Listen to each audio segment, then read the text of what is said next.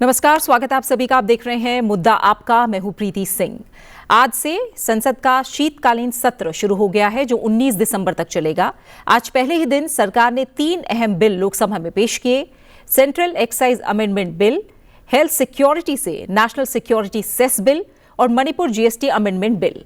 तीनों बिल भले ही अलग दिख रहे हों, लेकिन इनका असर एक ही दिशा में जाता है, भारत की revenue architecture, public health strategy और फेडरल फिस्कल बैलेंस पर। एक्साइज और सेस के जरिए सिन गुड्स पर नई टैक्स व्यवस्था बनाने की कोशिश हो रही है। हेल्थ सेस को हेल्थ आउटकम से जोड़ने की बात हो रही है और मणिपुर जीएसटी अमेंडमेंट जैसे राज्य विशेष कदम ये दिखाते हैं कि जीएसटी प्रणाली लगातार फाइन ट्यूनिंग से गुजर रही है। इन सबके बीच एक बड़ा सवाल ये भी है कि क्या ये बदलाव हमारे टैक्स सिस्टम को ज्यादा प्रिडिक्टेबल और इफेक्टिव बनाएंगे या थोड़ी हम चुनौतियां भी देख सकते हैं, जैसे मुद्दे कॉम्प्लेक्स हो सकते हैं या कंप्लायंस प्रेशर बढ़ सकता है। तो तमाम जो पहलू हैं इन्हें हम समझने की कोशिश करेंगे, बहुत ही साफ, सटीक और पॉलिसी लेवल पर इन्हें हम गहराई से समझने की कोशिश करेंगे। दो बेहद खास मेहमान आज हमारे साथ स्टूडियो में जुड़े हुए हैं। संजय सरन जी हमारे साथ स्टूडियो में मौजूद हैं, former commissioner of customs and CGST. Sanjay ji, बहुत बहुत स्वागत आपका और शुक्रिया हमारे साथ इस चर्चा में जुड़ने के लिए। साथ ही हमारे साथ डॉक्टर मनोज कुमार अग्रवाल जुड़ रहे हैं, professor, department of economics, university of Lucknow. Doctor Agarwal, बहुत बहुत शुक्रिया आपका भी हमारे साथ इस चर्चा में जुड़ने के लिए।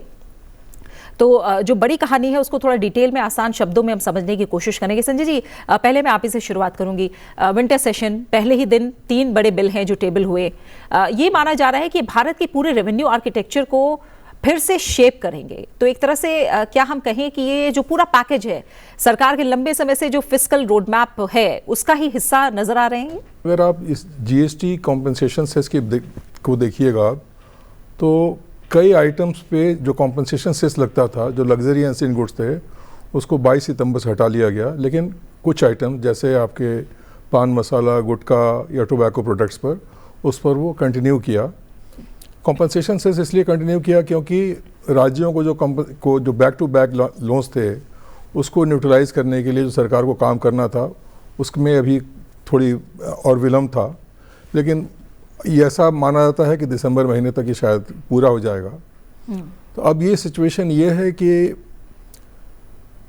दिसंबर में जब पूरा हो जाएगा तो वो जो जीएसटी कॉम्पनसेशन सेस है उसको हटा दिया जाएगा और उसके एवज में यूँ प्रतीत होता है कि सरकार इसको ले आई है और ताकि सेस इस पर लगाया जा सके। और सेस का प्रावधान इसलिए है क्योंकि सरकार चाहती है कि उसे सिक्योरिटी और हेल्थ दोनों को कवर किया जाए। सिक्योरिटी इन द सेंस कि आदमी की जो जीवन है वो अगर सुरक्षित रहेगा तो उस हिसाब से वो सेफ रहेगा। तो एक तरीके से उसको हटा करके और लोग उसको डिस्करेज भी करना है कि लोग पान मसाला, गुटखा या इस तरह की चीज़ें का सेवन कम करें। तो जो नॉर्मल तरीका उसका यही है कि उस पर कुछ ऐसे रेट्स कर दो जिसको कहते हैं प्रोहिबिटिव रेट्स। तो इस कारण से चूँकि एक तरफ से सेस जाने वाला है जीएसटी का कॉम्पनसेशन सेस, तो दूसरे सेस को लाना था ताकि उसकी इफ़ेक्ट ऑलमोस्ट सेम रहे, न्यूट्रलाइज हो जाए और उसका ऐसा एडवर्स इम्पैक्ट ना पड़े कि आपने सेस को हटा दिया तो चीज़ें और बहुत ज़्यादा सस्ती हो गई या उसका लोग सेवन ज़्यादा करने शुरू कर दिया। तो इसका मुख्य धारा हमको यही लगता है कि इसीलिए सरकार इसको ले। तो संजय जी, क्या इसे ऐसे समझे कि सरकार जीएसटी कंपनसेशन सेस खत्म होने के बाद एक क्या नया एक्साइज बेस्ड मॉडल ला रही है? आपके अनुभव में असली मकसद क्या है? रेवेन्यू कॉन्टिन्यूटी है, कंप्लायंस कंट्रोल है या सिन गुड्स को फिर से सेंट्रल रेगुलेशन के दायरे में लाना है? मुख्य मकसद क्या लग रहा है? सारे ही मकसद है जो आपने जितना नाम लिया है, इसके सारे है। कंप्लायंस भी है, कंट्रोल भी है, रेगुलेटरी फ्रेमवर्क भी है, सारा चीज़ है। बहुत सब साल पहले जब ये जीएसटी आने के पहले सेंट्रल एक्साइज में एक स्कीम हुआ करता था जिसको हम बोलते थे कंपाउंडिंग स्कीम।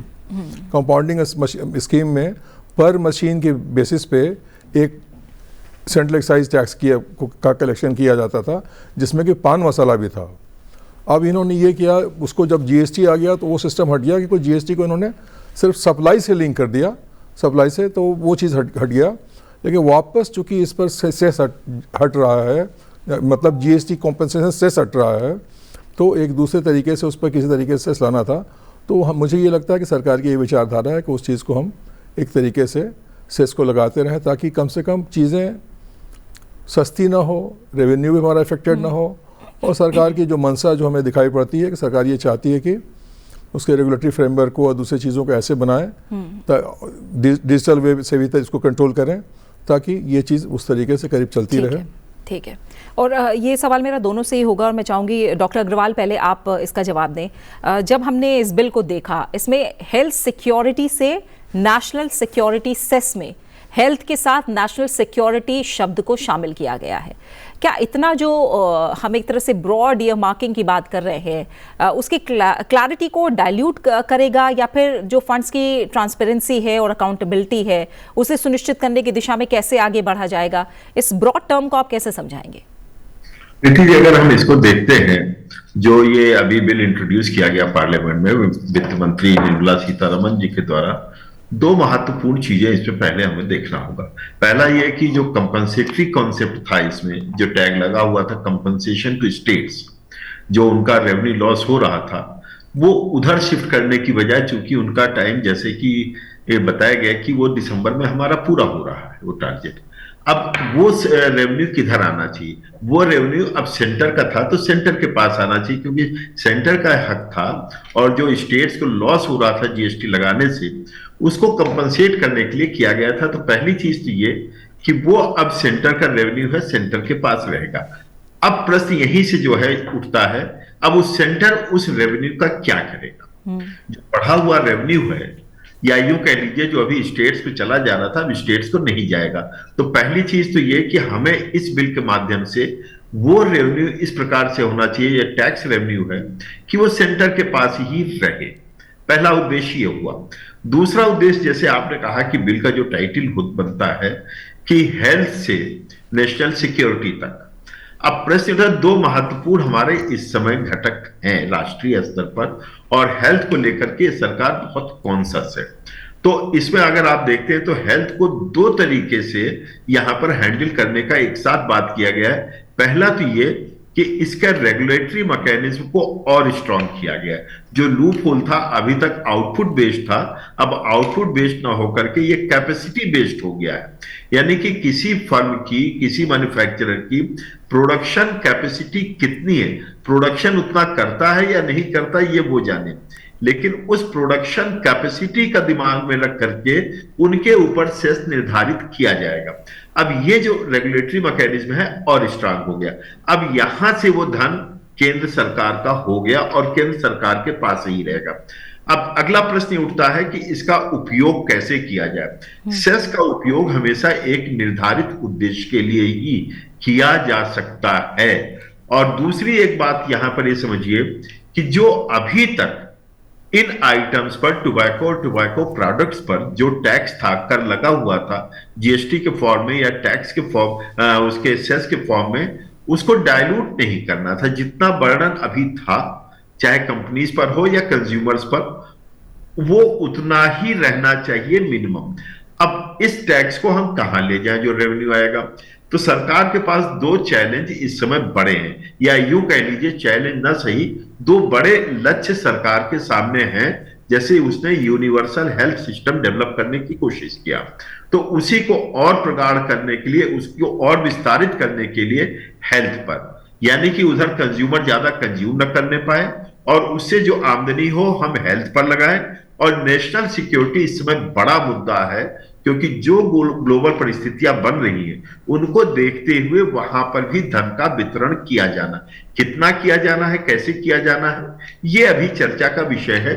ये जब डिस्कशन में आएगा या उसके बाद नियम बनेगा, उस समय ये क्लियर किया जाएगा। तो मुझे लगता है कि ये एक बड़ा निर्धारित उद्देश्य केंद्र सरकार ने निर्धारित किया। अपने मंसूबे को, एक अच्छे मंसूबे को पार्लियामेंट सेशन शुरू होते ही पहले दिन ही उसको जनता के सामने उजागर करने का काम किया है। ठीक है। संजय जी, जैसे बात भी हो रही है सिगरेट और पान मसाला की, जब हम बात कर रहे हैं सिगरेट और पान मसाला पर जो हाई रेट्स का दावा किया जा रहा है कि कंजम्पशन इससे गिरेगी, तो आपका जो एक्सपीरियंस है वो क्या कहता है? जो हाई टैक्सेशन है उसका इमीडिएट प्रभाव कंजम्पशन पर ज़्यादा पड़ता है या इलीगल ट्रेड पर पड़ता है? ग्राउंड रियलिटी क्या कहती है इन मायनों में? हाई टैक्सेशन का इफेक्ट कंजम्पशन पर पड़ता है, बट कंजम्पशन के अलावे इसका इफेक्ट इवेजन पर भी पड़ता है, इनडायरेक्ट इवेजन पर, उस पर भी पड़ता है। क्योंकि जब रेट्स ज़्यादा होते हैं तो कॉम्प्लायंस में लोग थोड़ा दूर भी भागते हैं, वो चाहते हैं किस तरीके से बिना टैक्स दिए चीज़ों को निकालें, उस पर भी पड़ता है। तो गवर्नमेंट की मंशा जो हो रहती है या देश की मंशा यही है कि रेट्स अगर आप रखेंगे, जिसको मैंने पहले भी बोला कि पॉजिटिव रेट्स रखेंगे, तो उससे लोग थोड़ा कम कंज्यूम करेंगे, ऐसा मानते हैं इस तरीके से, और इस तरीके से काम करेंगे। और जैसा कि आप अग्रवाल जी ने बताया, जैसा कि ये सेस का जो उद्देश्य है, उसका इथॉस जो है सेस का एक पर्टिकुलर काम के लिए होता है। तो इससे जो कुछ भी हमें सेस प्राप्त होगा, जो कि अब सेस ये डायरेक्टली सेंट्रल गवर्नमेंट के पास आएगा, तो उसको वो लोग हेल्थ में लगाएंगे। जैसे बहुत सारी चीज़ें हैं, जैसे टोबैको से कैंसर कॉज होता है, और दूसरी बीमारी लंग की प्रॉब्लम्स कॉज होती है, तो उसको हेल्थ में लगाएंगे। और कुछ इसको लोग मोडालिटी डिसाइड करके सिक्योरिटी में भी कुछ इसको लगाएंगे। सिक्योरिटी में बहुत सारी चीज़ें हैं, कुछ आपको आर्मामेंट्स में इन्वेस्टमेंट है, ख़रीदना है, तो ये इस तरह का कार्य सरकार करेगी, क्योंकि वही उसका उद्देश्य है। ठीक है। डॉक्टर अग्रवाल, पान मसाला पर जीएसटी के ऊपर एक नया सेस लगाया जाएगा, यानी दोहरे टैक्सेशन की जो है वो गुंजाइश है। सबसे आपकी नज़र में सबसे ज़्यादा असर किस आर्थिक वर्ग पर पड़ेगा? एक तरह से क्या रियल कंसर्न है इसमें? देखिए, रियल कंसर्न ये है कि पब्लिक का कंजम्पशन कम हो, इसको कम कंज्यूम करे। और मेरा अपना जो मानना है, जो शोध वगैरह हो रहे हैं, तो थोड़ा जागरूकता भी आई है, क्योंकि सरकार ने डबल काम किया है यहाँ पर। एक तो टैक्स रेट्स को बढ़ाया है, दूसरा जागरूकता अभियान इसमें जारी किया है। तो उस जागरूकता को यदि हम देखते हैं तो भारत में जागरूकता बढ़ी है, और उस जागरूकता के सकारात्मक नतीजे भी आए। दूसरा, अगर हम देखते हैं तो ये जो टैक्स लगाने की प्रक्रिया है, चूंकि ये इनइलास्टिक नेचर का होता है, तो लोग इस पर विरोध भी करते हैं, घर में विरोध होता है और लोगों की आमदनी फर्क पड़ता है। ठीक है, जैसा संजय जी कह रहे हैं कि इवेजन होता है, लोग टैक्स बचाने की कोशिश करते हैं, और इसीलिए इसमें रेगुलेटरी मैकेनिज्म को बड़ा स्ट्रॉन्ग किया गया है। इम्प्रिजनमेंट तक की बात है, जबकि सामान्य जीएसटी में इम्प्रिजनमेंट नहीं है। तो यहां पर इम्प्रिजनमेंट की बात आ रही है, यानी कि कैद की बात आ रही है, या उस रेगुलेटरी मैकेनिज्म का वायलेशन होता है। तो मुझे लगता है कि सरकार इसको लेकर विशेष रणनीति अपना रही। एक चीज और इसमें जो शामिल है वो कि इसके माध्यम से जो रेवेन्यू कलेक्शन है, कोई छोटा मोटा अमाउंट नहीं है, ईयर टू ईयर वैरी करता है। अगर सभी चीजों को हम शामिल कर लें, टैक्स रेट को शामिल कर लें, और दूसरा इसके ऊपर जो अभी तक कंपेंसेटरी सेस लग रहा था, उन सबको कर ले, तो एवरेज कई वर्षों में जो निकल के आ रहा है वो लगभग 60,000 करोड़ रुपए तक का आ रहा है। तो एक बड़ा अमाउंट होता है इसके माध्यम से। तो केंद्र सरकार की निगाह उस तरफ भी है कि हम इस धन का उपयोग प्रोडक्टिव काम के लिए कर सकते हैं। देखिए, बैन करना संभव नहीं है, कुछ कल्चरल कारणों से, कुछ व्यावहारिक कारणों से बैन कर पाना तो संभव नहीं है। टोबैको हमारे यहाँ आदिकाल से रहा है कंजम्पशन में, या यूं कह लीजिए मानव सभ्यता के साथ रहा है, तो उसको पूरी तरह से बैन नहीं किया जा सकता है। तो उसका अल्टरनेट यही है कि लोग कंज्यूम कम करें, क्योंकि सरकार इसको राजस्व का माध्यम नहीं बनाना चाहती। लेकिन मजबूरी में यदि राजस्व आ भी रहा है, तो उस राजस्व का उपयोग एक अच्छे कार्य के लिए किया जाए, तो जनता में भी एक प्रेरणा जाएगी, खासतौर पर उनके सहयोगियों के साथ में जो कंज्यूम कर रहे हैं, और देशवासियों की निगाह में कि सरकार इसका उद्देश्य अपने डेली मर्रा की चीजों को पूर्ति करने के लिए नहीं है, बल्कि राष्ट्रहित में और जनहित में इसको खर्च करना चाहती है। इसलिए उनके द्वारा लगाया जाने वाला सेस और टैक्स दोनों जायज हैं, स्वीकार्य हैं। ठीक है। तो एक तरह से संजय जी, कई एक्सपर्ट्स भी ये कहते हैं कि जो सेस रेवेन्यू है उसको डायरेक्ट हेल्थ इंटरवेंशन में लगाना ज़रूरी है। ऐसे में एक तरह से इसको समझा जाए कि प्रैक्टिकल रोड मैप क्या होना चाहिए? एलोकेशन, गवर्नेंस, स्ट्रक्चर और मॉनिटरिंग इंडिकेटर्स, ये सब कैसे तय होने चाहिए? देखिए, मेरा अपना जो व्यक्तिगत फीलिंग जो है कि इसमें मल्टीपल प्रोंग्ड अप्रोच होना चाहिए, मल्टीपल अप्रोच होना चाहिए। क्योंकि जो सेस आ रहा है उससे आप एजुकेशन भी लोगों को दीजिए, आप उसको टीवी के माध्यम से या दूसरे माध्यम से या स्कूल कॉलेज के माध्यम से उसको भी दीजिए कि उसका क्या इफ़ेक्ट है, उस पैसे को उसमें यूज़ करिए। दूसरा, मैं एक बड़ा स्ट्रांगली एक बात मैं फील करता हूँ कि बहुत सारे जैसे पान मसाला के ही या गुटखे के आपने आपने देखा होगा कि टीवी में उसका प्रचार आता है बहुत ज़्यादा, या और भी आइटम्स का प्रचार आता है। तो जो ये लोग क्लेम करते हैं कि इससे ये फ़ायदा है, ये फ़ायदा नहीं है, इसके बारे में एक रेगुलेटरी बॉडी होनी चाहिए जिसमें वो इस चीज़ को पास करे, इस चीज़ को पारित करे, कि साहब ये ठीक है, या जो भी आप क्लेम करते हैं, मान लीजिए कोई एनर्जी ड्रिंक ही है, अब वो एनर्जी देता है कि नहीं देता है। अगर मान लीजिए कोई एक आदमी, कोई इंपॉर्टेंट आदमी आके बोल दिया कि साहब ये बहुत बड़ा एनर्जी देने वाला चीज़ है, उसको उस पर प्रचार कर रहा है, तो इसकी एक मैकेनिज़्म वही हिसाब से उसी तरीके से होनी चाहिए ताकि लोगों को पता चले, और वो बॉडी जो रेगुलेटरी बॉडी है, जो एजेंसी है, सरकारी एजेंसी, उसको एग्जामिन करे कि ये बात ठीक है या ठीक नहीं है, ऐसा है कि नहीं, क्योंकि प्रचार वही हो जो कि बिल्कुल सही है, ऐसा प्रचार नहीं जाना चाहिए। तो इसका एजुकेशन पर, इस तरह के रेगुलेशन पर, या फिर आपको कोई जो आपका आर्टिफिशियल सिस्टम करेगा, AI सिस्टम करेंगे या डिजिटल सिस्टम करेंगे। अभी ऐसा ही पता सुनने में आ रहा है कि डिजिटल सिस्टम करके सरकार उस चीज़ को देखेगी कि कहाँ, जो मान लीजिए किस यूनिट का, किस फैक्ट्री में क्या लगा हुआ है, तो आप एक उसको कैमरा कर दी, रियल टाइम कैमरा, आपको पता है कि कैसे उसमें कितने देर वो चल रहा है या नहीं चल रहा है। तो इसका मल्टीपल प्रॉन्ग अटैक ये होना चाहिए, यूज़ होना चाहिए। और मैं एक बारे में बहुत सीरियस हूँ मैं कि कोई भी प्रचार, चाहे इसका हो, पान मसाला का हो, गुटखा हो, या किसी भी आइटम का हो, ये ज़रूर होना चाहिए कि वो जो बात क्लेम कर रहे हैं वो बात सच है कि नहीं। इसके मैं सरकार से आग्रह करूँगा कि इस तरह का एक रेगुलेशन या इस तरह बॉडी बनाएं जो कि उनके प्रचार को देखें, उनके ब्लूप्रिंट को देखें, और वो जब क्लियर करें उसके बाद ही उसका प्रचार हो।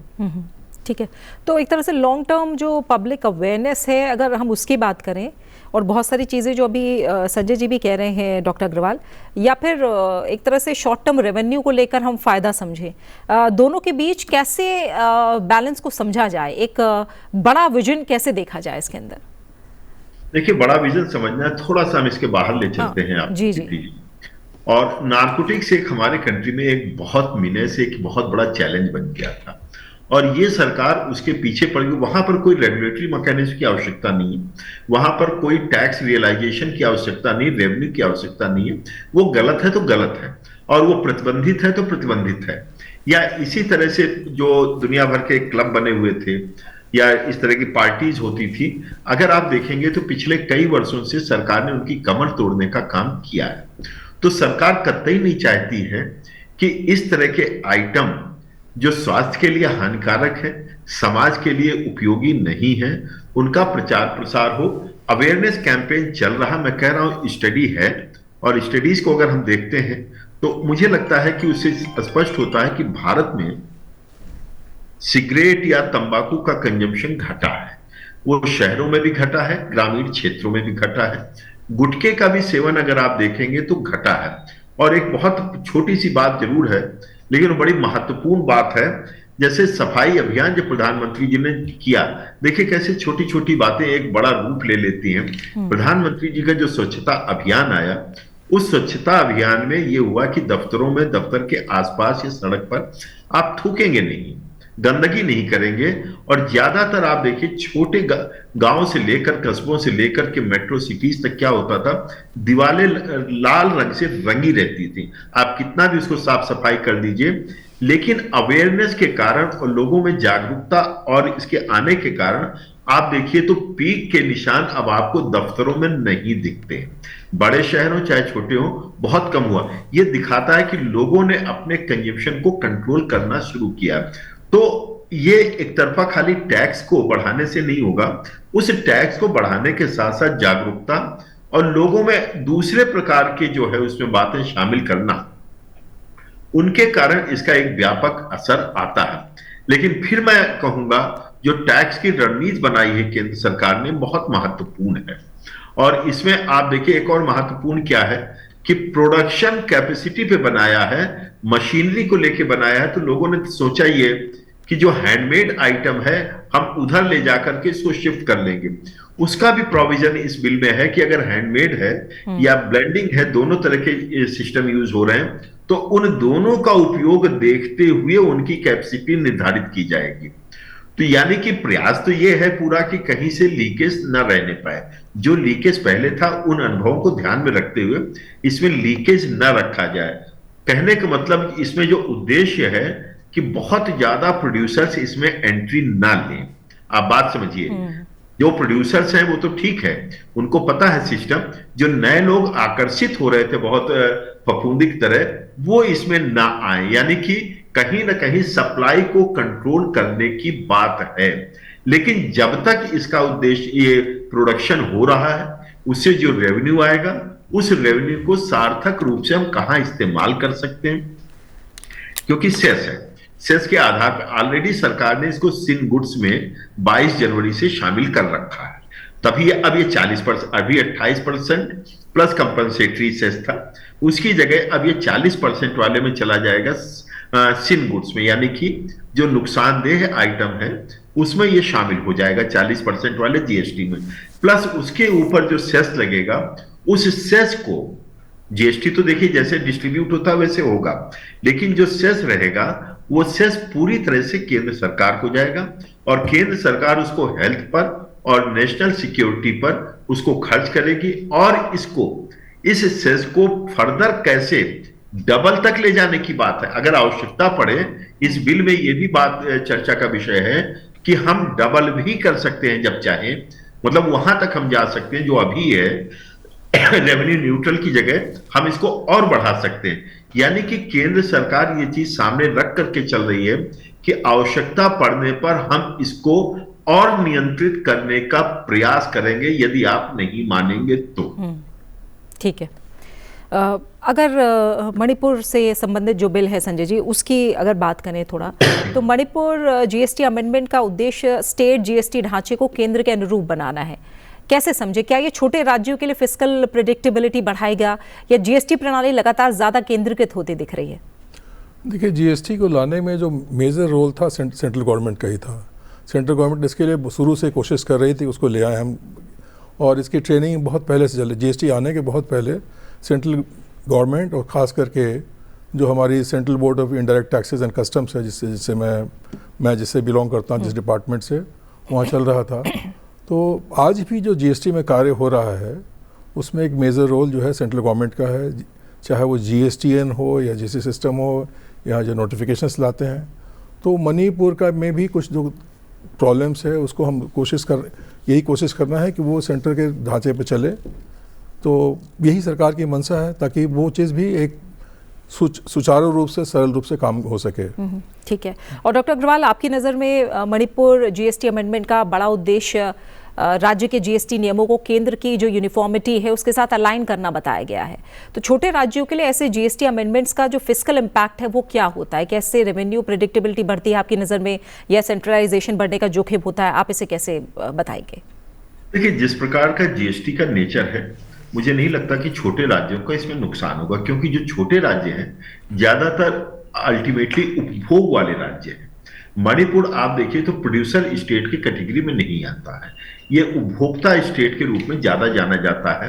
तो जीएसटी की विशेषता है कि जो एंड यूजर है, यानी कि जो उपभोग कर रहे हैं अल्टीमेटली, उन राज्यों को फायदा होता है। तो मणिपुर को इसमें जहां तक रेवेन्यू की बात है, रेवेन्यू में उसको कुछ ना कुछ फायदा ही होने की उम्मीद है। और एक रूपता लाने के लिए जीएसटी लाया गया था, तत्कालीन परिस्थिति में संभव नहीं था मणिपुर के लिए।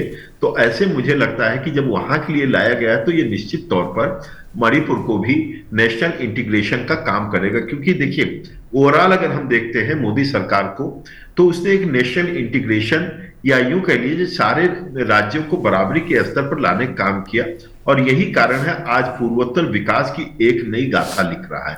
तो ऐसे में जीएसटी बाधक ना बने, क्योंकि और राज्यों से उसका कनेक्ट वीक ना हो, खासतौर पर व्यापार में, उद्योग में, जो और उसको भी और आगे पनपने का मौका मिले जैसे और नॉर्थ ईस्ट के स्टेट्स को मिल रहा है। तो मुझे लगता है मणिपुर के ये फेवर में ही जाएगा। ठीक है। और इसे भी थोड़ा सा समझाइए डॉक्टर अग्रवाल, जीएसटी और एक्साइज दो अलग फ्रेमवर्क्स, अलग आईटी सिस्टम, रजिस्ट्रेशंस और accounting. Practical point of view से क्या टैक्स एडमिनिस्ट्रेशन इसे स्मूथली संभाल पाएंगे, या फिर कुछ चैलेंजेस आ सकते हैं डुप्लीकेशन, कंफ्यूजन को लेकर? कुछ चैलेंजेस भी हैं क्या इसमें? मुझे लगता है ऐसा नहीं है, क्योंकि मुद्दा सेस का है, तो सेस वाला कंपोनेंट उधर शिफ्ट होगा। जीएसटी वाला जो 40% का कॉन्सेप्ट है, तो 28 से 40% पर ये शिफ्ट हो रहा है। जब 40% पर शिफ्ट हो गया, तो जो डिस्ट्रीब्यूशन है अमंग द स्टेट्स, जो उस रेवेन्यू का डिस्ट्रीब्यूशन है, तो उस रेवेन्यू का डिस्ट्रीब्यूशन में कोई चैलेंज नहीं। जैसे कोई अभी रिटर्न फाइल कर रहा है, दुकानदार हो चाहे व्यापारी हो, वो कर रहे हैं तो वो अभी भी वैसे ही करेंगे, तो उसमें कोई चैलेंज नहीं। अब इसको चूंकि मैन्युफैक्चरिंग के उसमें कॉन्सेप्ट में ला करके हम एक्साइज में ला रहे हैं, और एक्साइज में लाने का एक उद्देश्य है। अगर हम एक्साइज में लेके आ रहे हैं, केंद्रीय एक्साइज में लेकर के आ रहे हैं, तो वो केंद्र सरकार के अधीन हो जाएगा। अगर जीएसटी में रहता है तो वो राज्यों के बीच बंटवारे का एक मुद्दा बनता है। तो वहां पर जब ला रहे हैं तो मुझे नहीं लगता कि इसमें किसी प्रकार का मिसमैच होगा। बहुत मेजर इसमें कह सकते हैं विचलन की या गैप की संभावना मुझे नजर नहीं आती है। जहां तक अकाउंटिंग की बात है और जिस प्रकार से मॉनिटरिंग और रेगुलेशन की बात हो रही है ऑनलाइन, तो मुझे लगता है कि एक ये बेहतर आप समझ सकते हैं कि एक बेहतर मॉडल और बेहतर अल्टरनेटिव दे पाएगा, तो ये और बेहतर रहेगा। ठीक है, ठीक है। और आखिर में अगर हम, चर्चा का समय बहुत कम बचा है संजय जी, अगर तीनों बिल के कुल प्रभाव को अब आखिर में जाते जाते समझें तो revenue, public health, federal balance और कंप्लायंस बर्डन चारों पर पड़ने वाला है, तो आपके हिसाब से कौन सा एक सेफ गार्ड अनिवार्य होना चाहिए ताकि ये बिल इफेक्टिव भी रहें और इक्विटेबल भी रहें?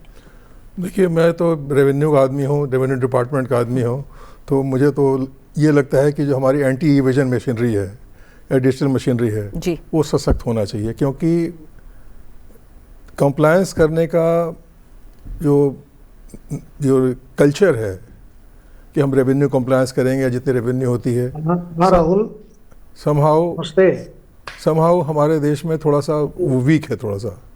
तो एंटी इवेजन में आज भी जो जीएसटी में भी जो केसेस बने हैं, मैक्सिमम केसेस बने हैं, वो हमारे जो यूनिट्स, जो बिंग है, डीजीसीआई बोलते हैं, जीएसटी आज की तारीख में बोलते हैं, तो वो लोग इसको करते हैं। तो और उसमें वो आईटीसी में बहुत ज़्यादा फ्रॉड्स होते थे, तो आईटीसी में फ्रॉड्स में जाके के वो पीछे का ऐसा सॉफ्टवेयर से उन्होंने पीछे से देखते थे कि क्या विषय रहेगा, किसने दिया या किसने नहीं दिया, इस तरह की बातें वो देखते थे। उस हिसाब से वो लोग अपना पकड़ते थे लोगों को जो लोग आईटीसी के लिए एलिजिबल नहीं है। तो एंटी इवेजन मशीनरी जो है, ख़ास करके एक तो जो प्रोपगंडा है, पब्लिसिटी है, और लोगों को बताना कि भाई पे टैक्स एंड रिलैक्स, एक तो ये बात है, इसका प्रचार अच्छा होना चाहिए, होता भी है, लोग समझते भी हैं और यंग जनरेशन इस बात को समझती है। और दूसरा ये है कि एंटी इवेजन मशीनरी को हमें स्ट्रॉन्ग रखना पड़ेगा। अब ये जैसे यहाँ पर प्रोडक्शन पे बेसिस पर टैक्स हम लेंगे, इसमें पान मसाला भी या दूसरे आइटम्स भी आएंगे, और इसमें धीरे धीरे आपके सिगरेट्स और टोबैको भी आएंगे। अभी तो पान मसाला की बात है, लेकिन दूसरे आइटम्स भी आएंगे, सरकार उसको जो गवर्नमेंट एग्जेट से नोटिफाई करेगी वो भी आएंगे। तो इन सब चीज़ों को देखते हुए हम एंटी इवेजन सिस्टम को हमें स्ट्रॉन्ग रखना पड़ेगा, ठीक है, उसको और सशक्त करना पड़ेगा। बिल्कुल संजय जी, और इसी के साथ चर्चा का जो समय वो यहीं पूरा हुआ है। संजय जी, आपका, डॉक्टर अग्रवाल, आप दोनों मेहमानों का बहुत बहुत शुक्रिया मेरे साथ मुद्दा आपका में इस चर्चा में जुड़ने के लिए।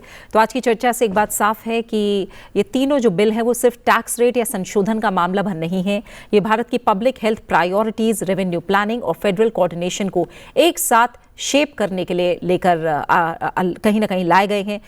एक तरह से एक्साइज रीस्ट्रक्चरिंग से ये चुनौती है कि रेवेन्यू कॉन्टिन्यूटी बनी रहे, लेकिन इलीगल ट्रेड और कंप्लायंस बर्डन जैसे जोखिमों को भी समझदारी से संभालना होगा, जिसकी लगातार कोशिश सरकार कर रही है। हेल्थ सेस का उद्देश्य बेहद सकारात्मक है, लेकिन उसकी सफलता तभी संभव है जब उसका उपयोग स्पष्ट, मेजरेबल हेल्थ प्रोग्राम्स में भी नजर आए। एक तरह से जीएसटी अमेंडमेंट से भी ये सामने आया है कि राज्यों और केंद्र के बीच जो फिस्कल कोऑर्डिनेशन है उसे लगातार मजबूत, पारदर्शी और बैलेंस बनाए रखना जरूरी है, और इसी दिशा में सरकार लगातार अपने प्रयासों को बढ़ा भी रही है।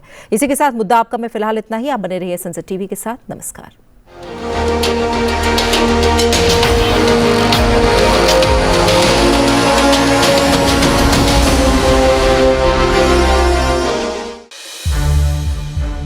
संसद टीवी के और भी प्रोग्राम्स देखने के लिए सब्सक्राइब करें हमारा YouTube चैनल, और हाँ, इन्हें लाइक और शेयर करना ना भूलें।